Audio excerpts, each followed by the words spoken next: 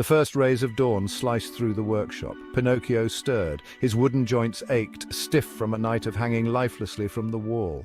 He yearned for movement, for freedom. His painted eyes, wide and filled with a longing unknown to him, scanned the room. The coast was clear. He swung down from his hook, his wooden limbs clumsy but determined.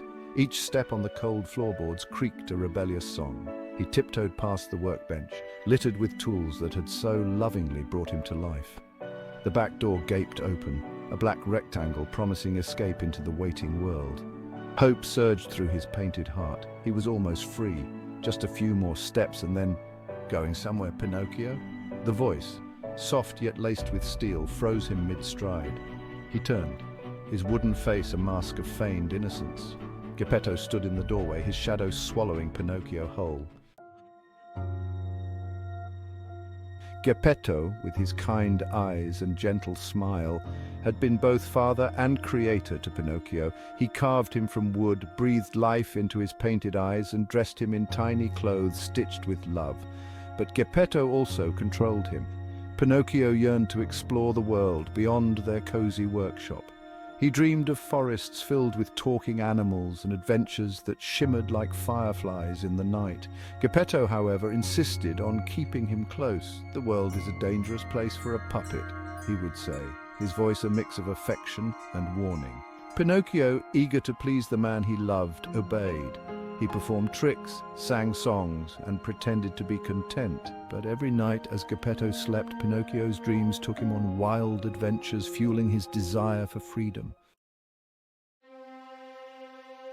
One day, Geppetto presented Pinocchio with a gift, a beautiful crimson marionette string. He tied it delicately to Pinocchio's back, his touch feather-light. "This," he said, his voice husky with emotion, "will keep you safe. It will guide you on the right path." Pinocchio, naive and trusting, embraced the string as a symbol of his father's love. But as days turned into weeks, a chilling truth began to dawn on him. The string wasn't a guide, it was a tether.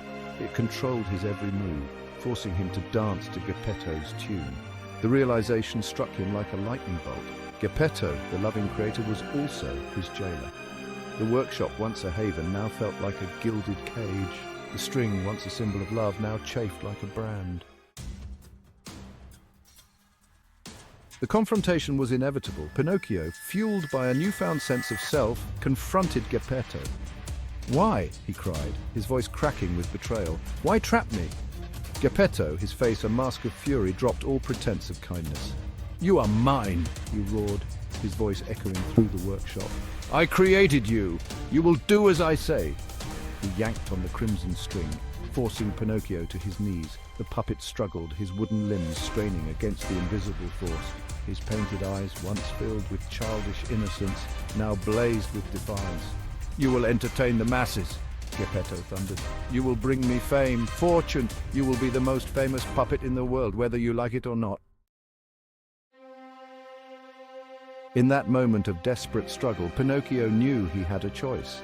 He could submit to Geppetto's will and become a puppet in the truest sense of the word. Or he could fight for his freedom, even if it meant losing everything he held dear. With a surge of courage he never knew he possessed, Pinocchio reached back. His wooden fingers, trembling with effort, closed around the crimson string. It pulsed with Geppetto's power, burning like fire. But Pinocchio held on, his resolve hardening like ironwood. He pulled. The string, stretched taut, resisted his efforts. But Pinocchio refused to let go. He pulled again, putting every ounce of his being into the effort. And then, with a sound like a heart breaking, the string snapped. The world spun. Pinocchio stumbled, his body suddenly his own. He looked at Geppetto, his creator, his captor, his would-be puppet master. The man stood frozen, his face a mask of shock and disbelief.